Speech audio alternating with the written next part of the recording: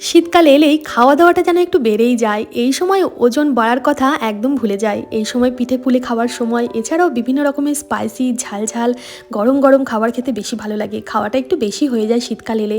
মিঠা স্কুলের টিফিনে আজকে যে টিফিনটা বানিয়ে দিয়েছি এটা আমারই খেতে ইচ্ছে করছিল, তাই ওকেও দিয়ে দিলাম স্কুলের টিফিনে। এটা এগরোল, ময়দার পরোটা তৈরি করে পরোটাটা মচমচে করে ভেজে তারপর ডিমের অমলেট করে পরোটাতে চাপা দিয়ে ভালোভাবে ভেজে মাঝখান থেকে শশা কুচি একটু সস দিয়ে রোল করে দু অর্ধেক করে স্কুলের টিফিনে দিলাম।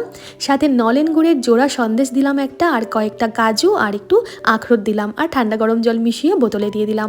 আজকে টিফিনটা কার কার পছন্দ হলো কমেন্ট করে জানাবেন। আর দুপুরের খাবারের জন্য বানিয়েছিলাম কিনোয়ার খিচুড়ি, মুগ মুসুরির ডাল, আলু, ফুলকপি, সয়াবিন দিয়ে কুকারে নামমাত্র তেলে জিরে তেজপাতা শুকনো লঙ্কা ফোড়নে দিয়ে সব একসাথে দিয়ে এই খিচুড়িটা বানিয়েছিলাম। এটা খেয়েই মিঠাই স্কুলে গিয়েছে। আর খিচুড়ির সাথে খাওয়ার জন্য বানিয়েছিলাম গরম গরম বেগুনি, বেগুনির ব্যাটারের মধ্যে একটু সাদা তিল আর কালো জিরে দিয়েছিলাম, সাথে কয়েক টুকরো শশা।